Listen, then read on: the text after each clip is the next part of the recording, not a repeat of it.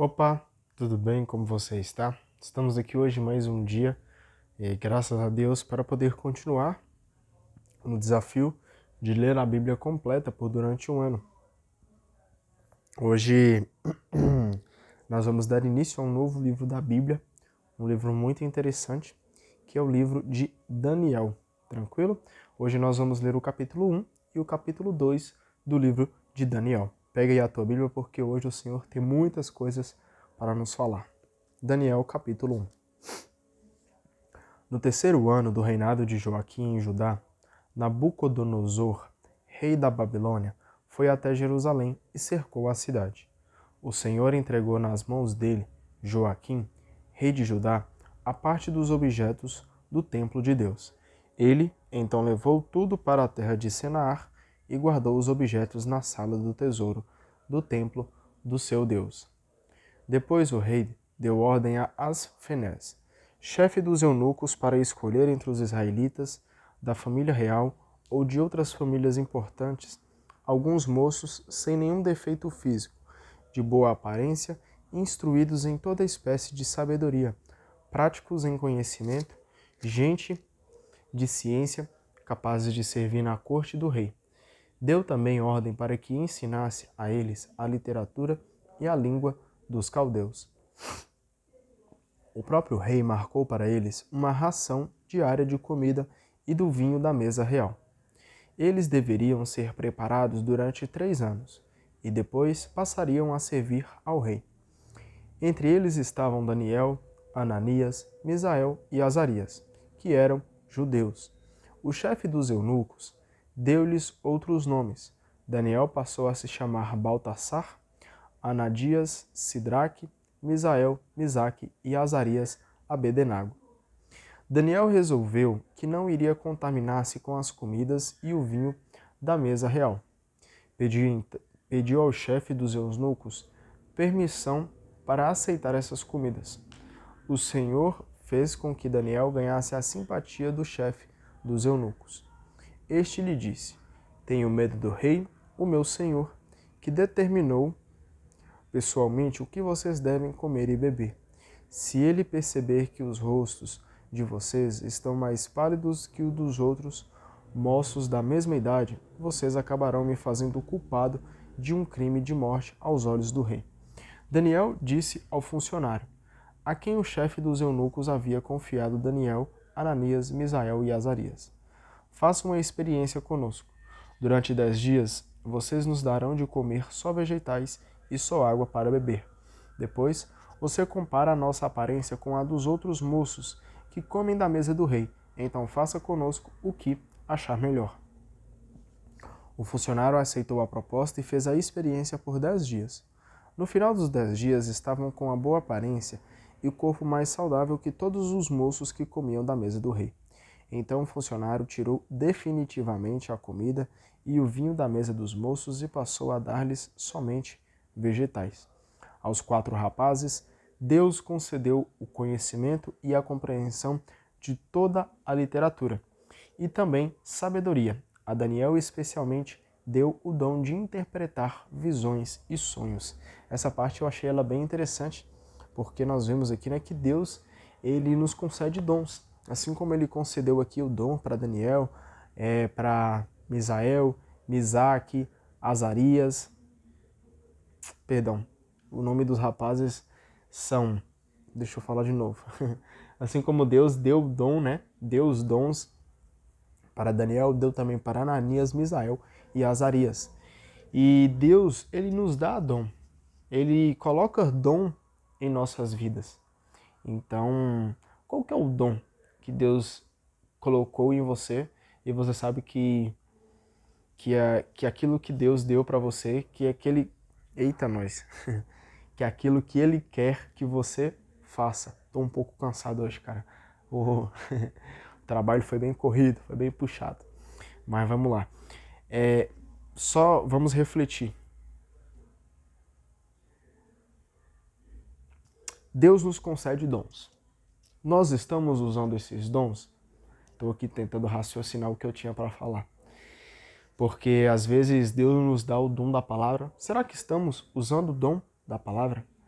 Às vezes Deus nos dá o dom de cantar. Será que estamos usando esse dom? Às vezes Deus nos dá o dom da acolhida. Será que estamos usando esses dons? E tantos outros dons que nós poderíamos aqui ficar citando horas e horas, dias e dias, né? Mas Deus, ele nos concede vários e vários dons. Será que nós estamos usando desses dons? E mesmo cansados, mesmo fatigados, nós devemos colocar os nossos dons em prática. Porque em Deus nós encontramos vida, em Deus nós encontramos saúde. As coisas desse mundo são coisas passageiras. Hoje eu tive um dia muito corrido no trabalho. Saí de casa por volta das 8 da manhã, fui chegar só agora às 7h30 da noite. Estou bem cansado, mas para refletir. Será que eu estou usando o dom que Deus me deu? Será que tudo aquilo que Ele está me colocando aqui como desafio de ler a palavra, mesmo nos dias cansados, mesmo nos dias que o raciocínio não está acompanhando mais a fala, mas pedir para Ele muita sabedoria, cara. Muita sabedoria, porque se deixarmos vencer pelo cansaço, a gente não faz aquilo que é preciso ser feito. Se deixarmos ser levados não porque eu tenho muitas obrigações, não porque o trabalho me toma muito tempo, eu vou deixar de ler a Bíblia hoje. Cara, Deus, Ele te entregou tudo já. Tudo. Te entregou a vida. Até mesmo no dia que nós pecamos, cara, Ele nos entregou até mesmo o arrependimento. Nos entregou a ressurreição de Jesus. E mesmo assim, a gente se deixa cair pelas fraquezas, pelo cansaço, pelo desânimo, pela preguiça muitas vezes também. Não vou mentir pra vocês, cara. Hoje eu tô muito cansado. Muito cansado. E eu poderia falar assim, acho que hoje eu não vou deixar esse trem quieto. Vou ler a Bíblia hoje não. Vou fazer a leitura hoje não. Mas, cara, não compensa, porque do que adianta buscar todas as coisas do mundo e não buscar Deus em primeiro lugar? Não adianta de nada, pois tudo no mundo vai passar, mas a presença de Deus é eterna. Então vamos buscar, mesmo cansado, mesmo com muitas coisas para fazer, vamos colocar Deus como prioridade. Nada pode nos afastar da presença de Deus. Seja trabalho, seja estudo, seja família, seja qualquer coisa. Nada pode nos afastar da presença de Deus. Então busque com intensidade, mesmo nos dias difíceis, mesmo nos dias cansativos, busque com intensidade, tá? Hoje eu vou me colocar aqui com mais intensidade. Essa leitura ela precisa ser mais intensa. Essa leitura precisa ser com mais vida. Essa palavra é para mim mesmo, cara. Essa palavra de Deus que está aqui, será que eu estou usando os meus dons mesmo? Será? Porque Ele já me entregou várias e várias coisas. Será que eu estou utilizando daquilo que Ele me entregou? Não, eu preciso ler essa palavra aqui hoje da melhor forma possível. Então vamos continuar aqui porque Deus está nos chamando. Vamos lá, versículo 18 do capítulo 1 do livro de Daniel. Terminado o tempo que o rei havia fixado para os rapazes serem apresentados, o chefe dos eunucos levou-os à presença de Nabucodonosor. O rei conversou com eles e não encontrou ninguém melhor do que Daniel, Ananias, Misael e Azarias. E a partir daí, eles ficaram servindo diretamente ao rei. Por tudo o que procurou saber deles, em termos de conhecimento e sabedoria, o rei achou que eram 10 vezes mais capazes que todos os magos e adivinhos que haviam no seu reino. Daniel ficou aí até o 1º ano do reinado de Ciro. Glória a Deus. Vamos continuar firmes aqui. Capítulo 2. No 2º ano do seu reinado, Nabucodonosor teve um sonho e ficou tão assustado que chegou a perder o sono. Olha para você ver. Nabucodonosor ali teve um sonho, cara, e ele ficou assim, o que é isso aqui? Presta atenção para você ver. Mandou chamar os magos, astrólogos, agoureiros e adivinhos para interpretarem o sonho. Chegaram e foram colocados na sua presença. Então o rei lhes disse: tive um sonho que me assustou e quero saber o que ele significa. Os adivinhos disseram ao rei: viva o rei para sempre. Conte o sonho para nós e lhe daremos a explicação. Lembrando aqui, né, voltando lá no assunto que nós estávamos falando, a Daniel especialmente deu o dom de interpretar visões e sonhos. Vai segurando aí para você entender a história. O rei respondeu aos adivinhos: esta é a minha decisão. Se não me contarem o sonho que eu tive, nem me derem a interpretação dele, vocês serão feitos em pedaços e suas casas serão transformadas em ruínas. Porém, se me contarem qual foi o meu sonho e qual é a sua interpretação, vocês receberão de mim donativos, presentes e muitas homenagens. Digam qual foi o meu sonho e qual é a sua intenção. E qual é a sua interpretação? Os adivinhos disseram: Majestade, conte o sonho para nós e daremos a interpretação. O rei respondeu: estou percebendo claramente que vocês querem ganhar tempo. Vocês sabem que dei uma ordem. Olha para você ver, Nabucodonosor que não quer saber. Ele quer que adivinhe o sonho dele e que dê a explicação sobre aquele sonho. Vocês sabem que dei uma ordem, e se não me contarem o meu sonho, terão todos a mesma sentença. Vocês combinaram falar mentira e tapear, esperando que a situação mude. Basta dizerem qual foi o meu sonho e eu terei certeza de que serão capazes de interpretá-lo. Os adivinhos disseram ao rei: não há ninguém no mundo que possa fazer o que o rei está pedindo. Nenhum rei, governador ou chefe jamais pediu uma coisa dessas a qualquer mago, astrólogo ou adivinho. O que o rei exige é sobre-humano. Somente os deuses que não habitam com os mortais podem dizer isso ao rei. Por causa disso, o rei ficou furioso e mandou matar todos os sábios da Babilônia.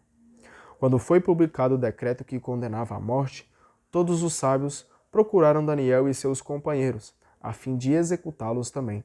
Então Daniel falou com inteligência e bons modos a Arioque, o carrasco-chefe do rei, carregado de matar todos os sábios da Babilônia. E lhe disse: por que um decreto tão rigoroso do rei?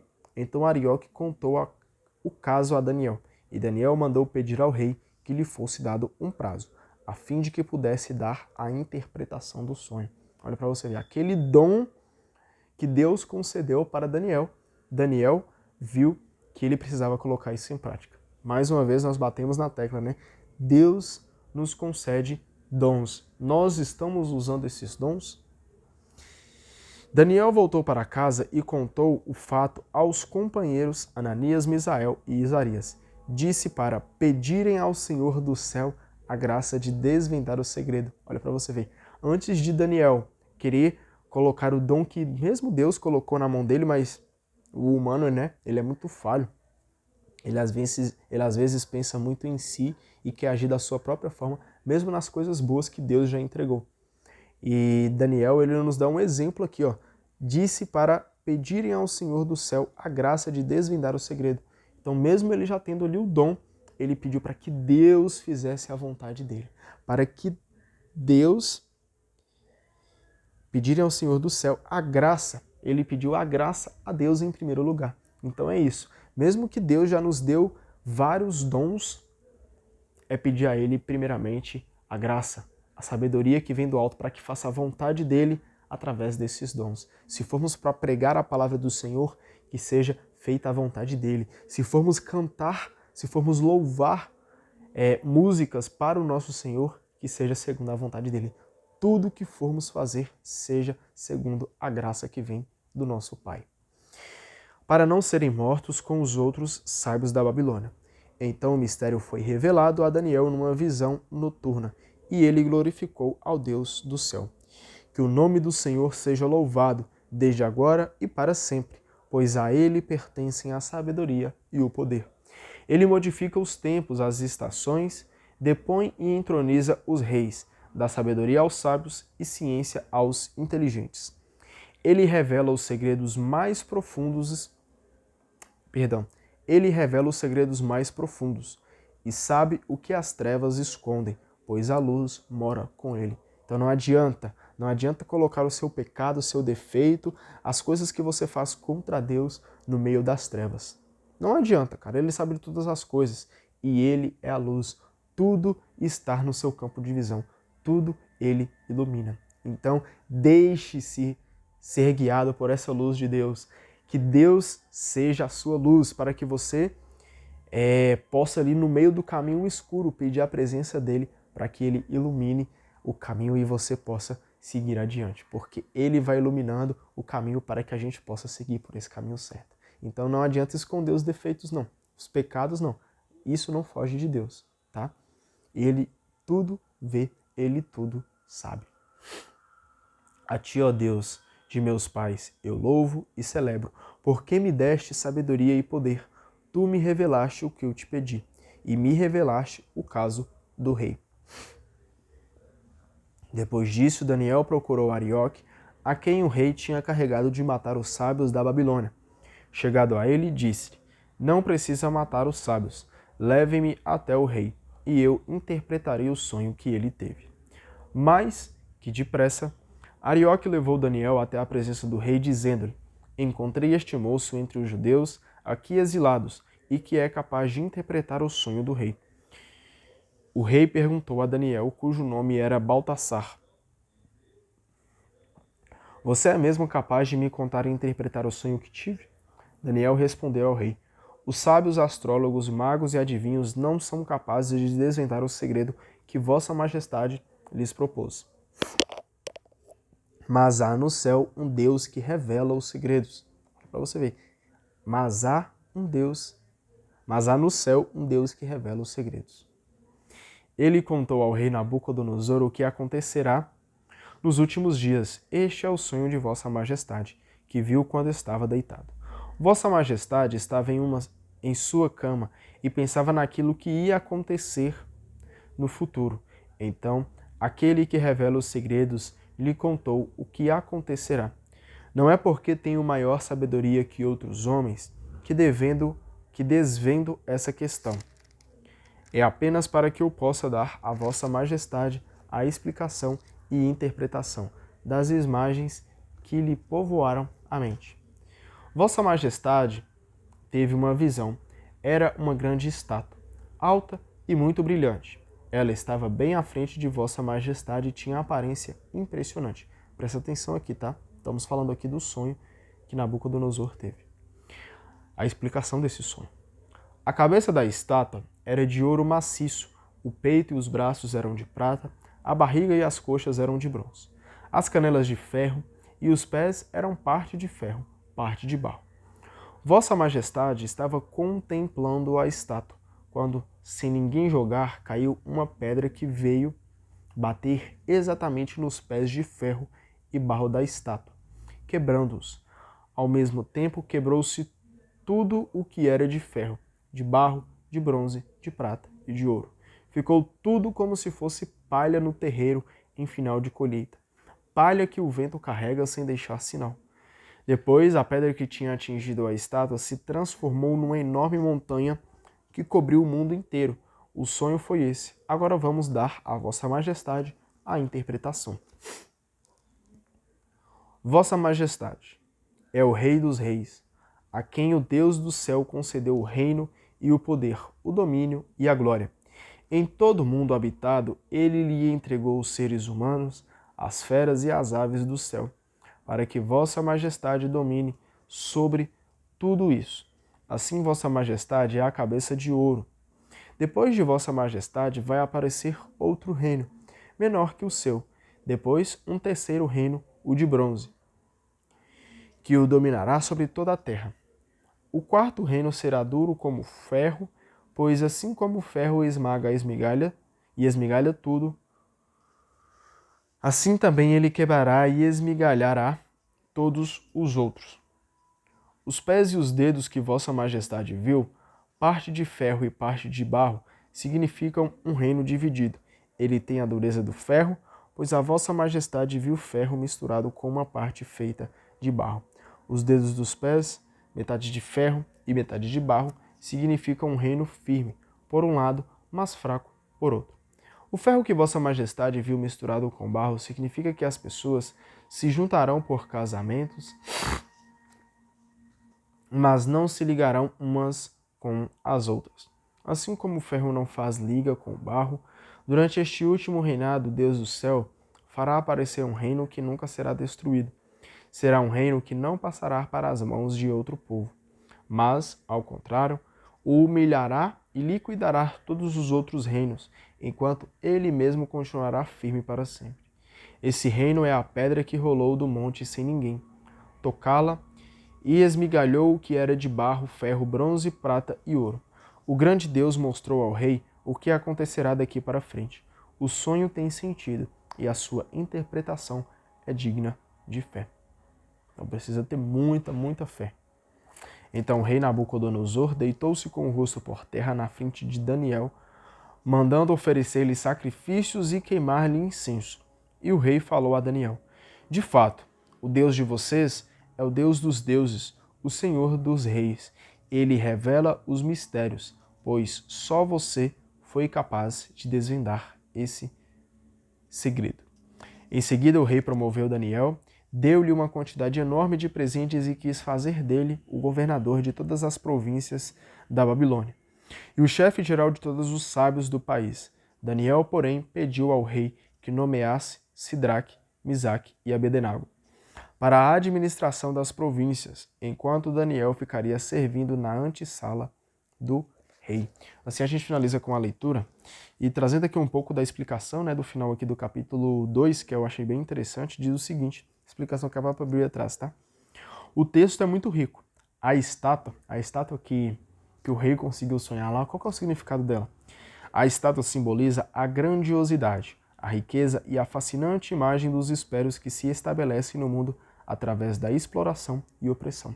Então aquela estátua, cheio de brilho, cheio de coisas glamourosas para os nossos olhos, significava aqueles reinos, aqueles impérios, onde os reis, onde os governantes exploravam e oprimiam o povo. Infelizmente, isso acontece até mesmo nos dias de hoje. Isso, porém, é apenas aparência, pois os pés da estátua são de barro. Então, toda a estrutura ali de ouro, de prata, que chama muita atenção, as bases é de barro. E o que isso significa? Basta uma pedra para deixá-la em pedaços. Essa pedra, não movida por mão humana, é o reino de Deus. Reino que desmascara e destrói as pretensões dos impérios humanos, a fim de instaurar uma sociedade e uma história fundadas na partilha da liberdade e da vida. Então esse barro ali, que tem ali segurando aquele falso império, cara, se vem uma pedra de Deus e traz ali realmente a verdade, esse império vai ao chão. Porque aquele império ali que está fadado no ego, pensando em si, na opressão, na impureza, nas coisas ruins, cara, quando a palavra de Deus chega, acaba ali com aquele falso império.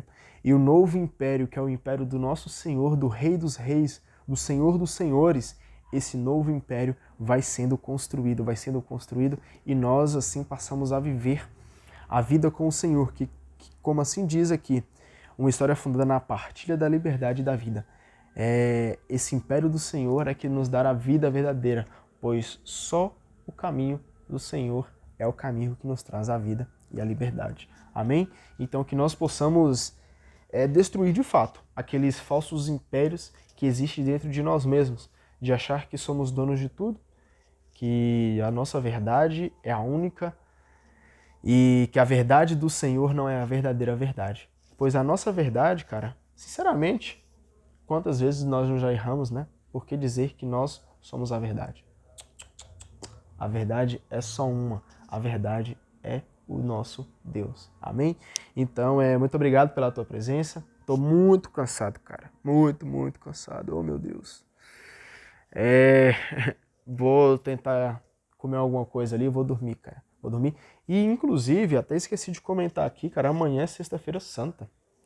Como é que você está aí se preparando para a Sexta-feira Santa? Um dia muito importante para todos nós cristãos. Se prepare, porque Jesus não veio para morrer na cruz à toa. Não veio. Ele veio para nos salvar. Então se prepare, que amanhã nós temos a Sexta-feira Santa. Amanhã nós comentamos mais sobre esse assunto, tá bom? Um beijo, um abraço para você. Até mais. Tchau, tchau. Bom descanso, tá?